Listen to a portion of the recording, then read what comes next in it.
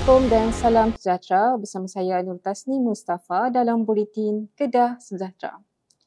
Bina Darul Aman Berhad dan Shanghai Yozu Industri Company Limited menandatangani perjanjian persefahaman MOU dalam usaha membangunkan pengurusan sisa industri secara inovatif.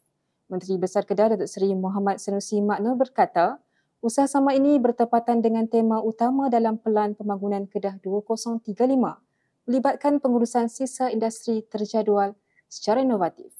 Kerajaan negeri sentiasa memberi sokongan, memudah cara setiap urusan yang berkaitan supaya kita dapat mempercepatkan dan mempermudahkan urusan-urusan. Tuan-tuan sekalian, bagi pihak pelabur, masa adalah wang. Jadi sebarang kelewatan akan diberi penanda aras yang tidak baik. Oleh sebab itu, kecepatan dan kepantasan yang kita miliki adalah senjata paling ampuh untuk kita pastikan lebih ramai pelabur datang ke negeri kita. Jelas beliau lagi, dasar-dasar yang diamalkan di negeri Kedah berkaitan dengan pelaburan dan industri akan sentiasa mengambil kira kepentingan pelabur dan pada masa yang sama undang-undang dan peraturan sedia ada akan sentiasa dipatuhi. Amalan membaca buku tidak boleh dipinggirkan daripada kehidupan manusia kerana sumber ilmu yang berguna untuk kehidupan sejak dahulu diperolehi melalui buku-buku dan kitab-kitab. Menteri Besar Kedah Datuk Seri Muhammad Sanusi Maknur berkata, walaupun zaman sentiasa berubah, tetapi objektif untuk mendapatkan ilmu menerusi pembacaan tidak boleh berubah. Alhamdulillah, penganjuran seperti ini adalah baik untuk kita semai minat membaca bahan yang berfaedah, khususnya di kalangan generasi muda. Di samping kita mengamalkan cara hidup berasaskan teknologi yang sesuai dengan keperluan zaman ini, tidaklah molek kita membiarkan anak-anak mengesampingkan buku-buku sebagai sumber rujukan dan sumber ilmu. Budaya suka membaca harus dipupuk dari peringkat kanak-kanak untuk mencapai hasrat membina modal insan yang berilmu. Jadi jadikanlah pesta buku seperti ini sebagai pusat kunjungan ibu bapa dan anak-anak sekeluarga.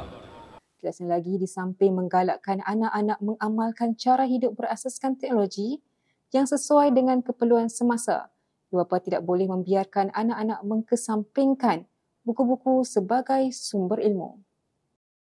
Sebanyak 6,000 tenaga kerja ditawarkan oleh ATNS Austria Teknologi dan Sistem Teknik Malaysia Sdn Berhad kepada rakyat negeri Kedah. Esko Industri dan Pelaburan, Pengajian Tinggi Sains, Teknologi dan Inovasi, Dr. Haim Hilman Abdullah berkata, bukan sahaja peluang pekerjaan, malah peluang untuk belajar daripada peneraju global dalam teknologi pembuatan litar bersepadu IC substrat termaju. Tambah beliau, kerajaan negeri turut berazam untuk menyediakan kelengkapan yang diperlukan oleh para pelabur yang melabur di negeri Kedah. Perkhidmatan perpustakaan perlu lebih proaktif dan responsif terhadap perubahan global. Budaya kerja berprestasi tinggi dan pengurusan tepat ditekankan untuk memastikan penyampaian perkhidmatan yang efisien. Esko Kebajikan Wanita Keluarga Masyarakat dan Perpaduan Datuk Hajah Halimatun Syahdiah Saad berkata, tahun baru merupakan waktu yang tepat untuk mengukur pencapaian sepanjang setahun di samping memberikan nilai tambah dan merespon keperluan komuniti dengan lebih baik. Kerajaan negeri memberikan jaminan akan berusaha untuk memperjuangkan kebajikan guru-guru kafar. Esko Pembangunan Luar Bandar Kemiskinan dan Pembangunan Insan, Datuk Siti Aisyah Ghazali berkata, seorang pendidik mempunyai tanggungjawab besar dalam membimbing generasi muda menjadi insan yang cemerlang. Jelas beliau lagi, dimensi baru alam pendidikan yang begitu berbeza sifatnya, menurut beliau perlu ditangani dengan matang dan hikmah. Buletin Kedah Sejahtera berakhir di sini. Ikuti perkembangan terkini Kerajaan Negeri Kedah di platform digital Urus Setia Penerangan Darul Aman.